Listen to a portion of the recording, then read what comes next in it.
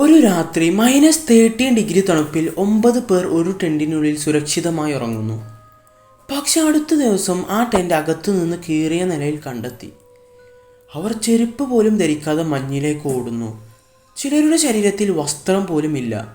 ഒരാളുടെ നാക്ക് അറുത്തു മാറ്റിയ നിലയിൽ കാണാനില്ലായിരുന്നു. അവരെ അത്രയും അധികം പേടിപ്പിച്ചത് എന്തായിരിക്കും? സുരക്ഷിതമായ ആ ഒരു ടെന്റ് വിട്ട് മരണത്തിലേക്ക് ഓടാൻ എന്തായിരിക്കും കാരണം? 1959 റഷ്യ.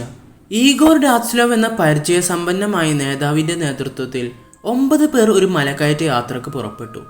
അവർ ഒന്നും ഇതിനൊരു പുതിയ മുഖങ്ങളല്ലായിരുന്നു. പ്രതിസന്ധികളെ നേരിടാൻ പരിശീലനം നേടിയവർ. മഞ്ഞുമലകളും കടുത്ത തണുപ്പുമെല്ലാം അവർക്ക് സാധാരണമായിരുന്നു. അവർ ഒരു മലയുടെ ചെരുവിൽ ക്യാമ്പൊരുക്കി. That night everything was normal.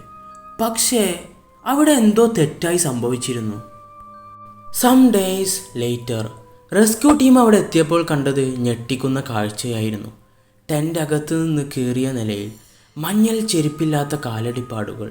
It looks like they ran in panic. കാടിനുള്ളിലും മൃതദേഹങ്ങൾ കണ്ടെത്തി. 2 പേർ മരത്തിൻ്റെ അടിയിൽ മഞ്ഞിൽ ഉറഞ്ഞ നിലയിൽ. മറ്റുള്ളവർ വിവിധ സ്ഥലങ്ങളിലായി ചിതറിക്കിടക്കുന്നു.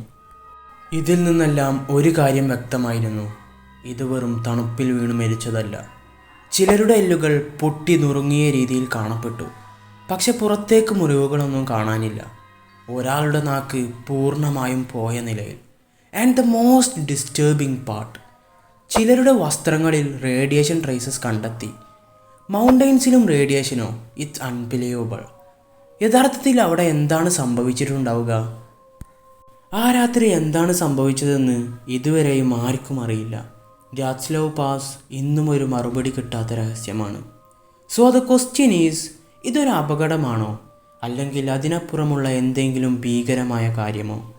നിങ്ങളുടെ അഭിപ്രായം കമൻ്റായി അറിയിക്കൂ. ഇന്ന് നമ്മൾ കേട്ടത് ഒരു കഥ മാത്രമായേക്കാം.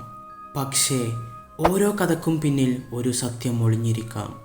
ഇപ്പോൾ സമയം രാത്രി, ചുറ്റും നിശബ്ദത മാത്രം. പക്ഷേ ആ നിശബ്ദതയിൽ നിങ്ങൾ ഒറ്റക്കല്ല എന്നൊരു തോന്നൽ വന്നാൽ ഡോണ്ട് ഇഗ്നോർ ഇറ്റ്.